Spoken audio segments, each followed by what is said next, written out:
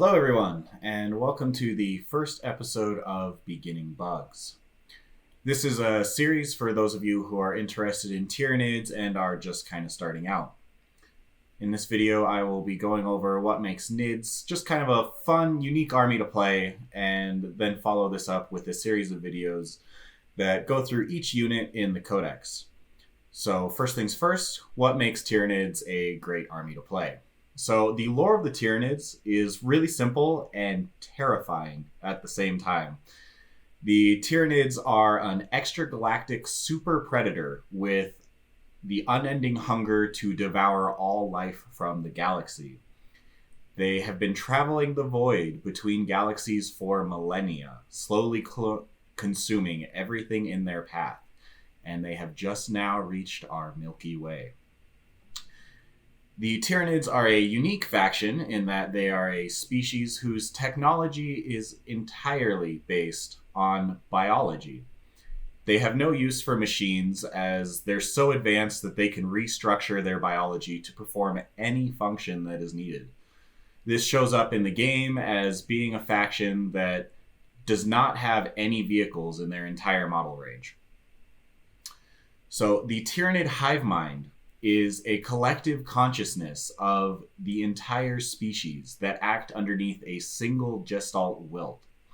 Their only purpose is to feed. They travel planet by planet, breaking down all life and even the oceans and atmosphere into a thick biological gruel, which is then funneled back into the orbiting hive fleet.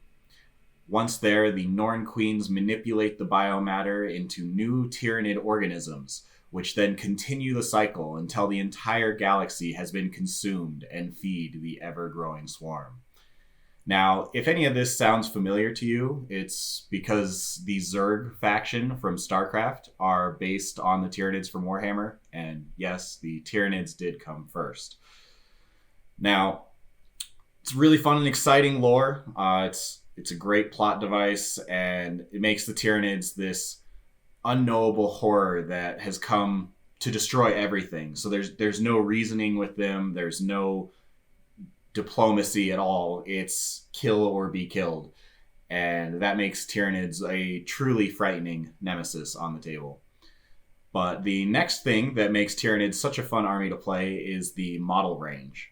Now, while we don't have as wide of a selection as armies like Space Marines do, we do have a wide enough one to make plenty of choices that allow us to play Tyranids in a number of different styles.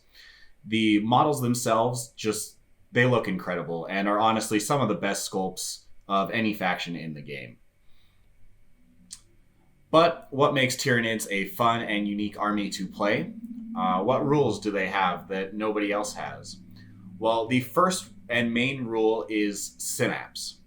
Basically, you have the leaders of the swarm, which exert their influence on the lesser organisms, making them all just another tool that serve the greater will of the hive mind.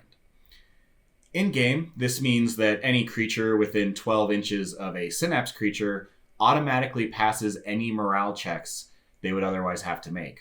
This is a fantastic rule that makes Tyranids one of the only truly fearless armies in the game.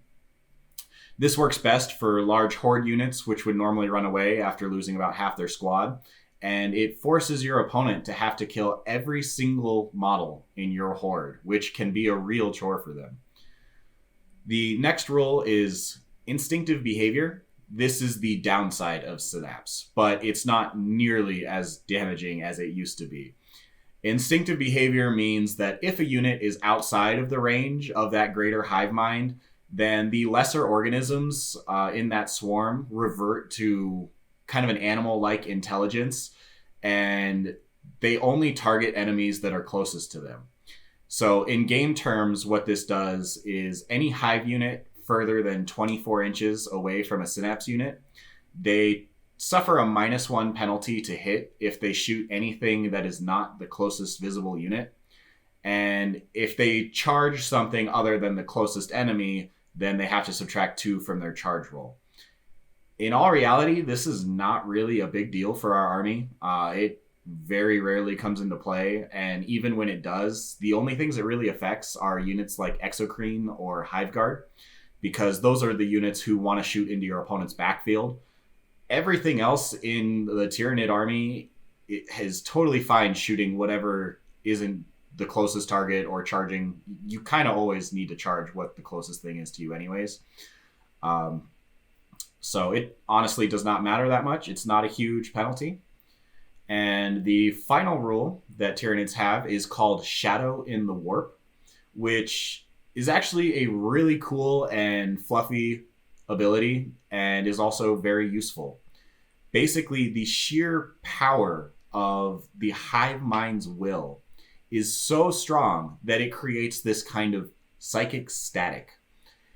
And in game terms, that means that any enemy psyker within 18 of a Tyranid Synapse creature is at -1 to cast any of their powers. Now, I can't tell you how many times this has shut down an opponent for me. Even if an opponent successfully casts their power, the -1 does a lot. It makes it a lot easier for you to deny, meaning that all you have to do is roll equal to, and it shifts ties in your favor, which Tyranids have the number of denies to be able to really shut down a lot of psychic armies. And even if you don't deny it, it makes powers like Smite that deal extra damage on an 11 plus. They suddenly need to roll a 12 before they can get that extra damage in, which of course means that they just roll double sixes and they perils, and in the process of hurting you, they hurt themselves too. So you still come out with a little bit of a win there. All in all, this is a great rule that fits very well with the lore of the Tyranids and is super handy on the tabletop. And that's the unique faction rules that apply to the Tyranids. And I will say Tyranids are one of the weaker armies in the game in terms of like individual units, but we do actually have some of the best stratagems in the game. And as long as we're using our stratagems, we actually can stay on par with the best armies in the game right now until we run out of command points. So you need to really make sure that your command points are spent efficiently. You want to get the absolute most out of them, because otherwise your army can't really compete at that top level and you will quickly find yourself in a losing battle. However, the final thing I wanted to touch on, for those of you who are new and looking to get into the game, but need to be a bit more economical in your purchases. I know your pain. I've been short on funds numerous times, and Warhammer is a fantastic and amazing game, but it is a luxury and it is priced as such. So my suggestion to those newer players who haven't quite spent money on models yet because it seems a little out of your price range, I highly suggest that you purchase the starter boxes for Tyranids or whichever faction you're trying to start. Purchase that starter box from your local gaming store, because these boxes break down to almost 50% the cost of purchasing each of those units individually. And once you purchase that box, build those models and see how you feel about them. Once you've built them, if you love the models and you love the look of them, then feel free to keep on going with the faction. And I would say after that initial purchase, I would honestly keep an eye on eBay for some large force and just kind of try and buy in bulk. Most of the time, there's people who are letting go of old armies that they haven't touched in years, and you can buy an entire army for around $200 or $300. And it is going to be the older models, but you're going to need those to start any army, and especially Tyranids. If you can find a whole bunch of Gaunts and Hive Tyrants and Carnifexes, all of that is fantastic just to start out. And once you buy that and flush out all of the models that are in that old range, then you're only left with the brand new toys that you have to pay full price for. And I would recommend doing that. Go ahead, pay that full price for the brand new models, and do that at your local gaming store, because giving them support is important too, because we don't really have a hobby without them. And anyways, that's all for this video. I am going to follow this up with a series of videos that break down each unit in the codex one by one. Again, this is just a very brief intro to what makes NIDS fun, why would you want to play NIDS. And so follow along in this next series of videos as I go through unit by unit, starting with the Tyranid HQs, and we will talk about what each unit does and if you feel like you should include them in your force or not. Thank you all very much for listening, and I will see you in the next video.